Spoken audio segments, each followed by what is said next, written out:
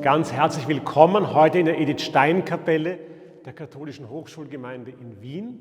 Srdečne vás vítame v kaplnke Edity Stein pri Katolíckej univerzitnej komunite vo Viedni. Nájdete ju na adrese Ebendorferstraße 8. Našu kaplnku Edity Stein postavil v roku 1958 renomovaný architekt Ottokar Uhl. V povojnovom období sa kládol dôraz na jednoduché a strohé formy. Preto v tomto priestore existuje len jeden zdroj útechy a tým je Ježiš Kristus, náš Pán.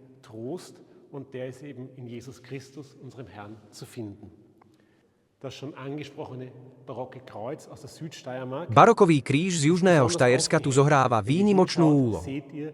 Je zavesený tak, aby sa Ježiš stretol so študentmi na úrovni ich očí hlboko s nimi prepojení. Má to symbolizovať, že Kristus je prítomný ako účastník modlitby a liturgie. Často sa pýtame, kde je samotný kríž.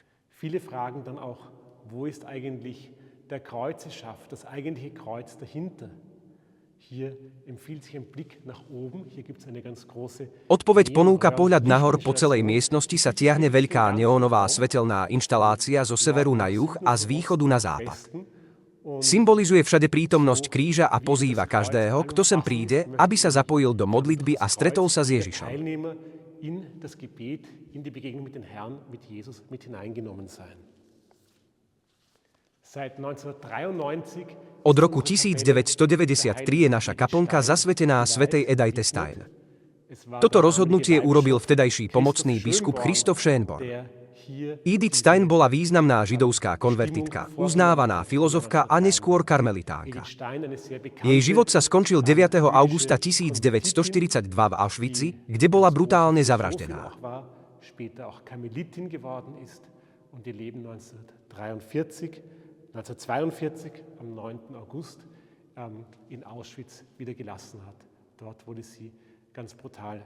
Jej životné svedectvo je pôsobivé vo svojej jednoduchosti a zároveň vo svojej hĺbke.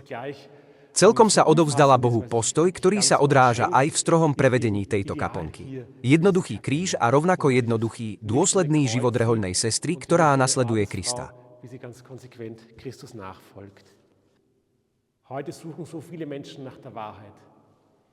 Mnohí ľudia dnes hľadajú pravdu možno dokonca viac, než je tých, ktorí hľadajú Boha.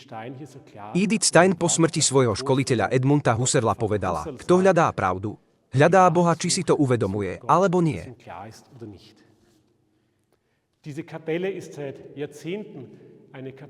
Táto kaplnka je už 10 ročia výnimočným miestom pre študentov, ktorí sú tu pozvaní k modlitbe a sláveniu bohoslúžieb.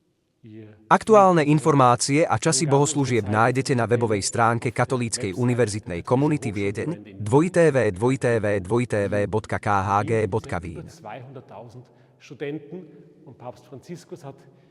Vo Viedni študuje viac ako 200 000 študentov a pápež František vo svojom liste k Svätému roku zdôraznil, že mladí ľudia sú veľkými nositeľmi nádeje, majú veľké ciele a túžby. Táto kaplnka je miestom modlitby s nimi a za nich. Ste srdečne pozvaní, aby ste sa zastavili.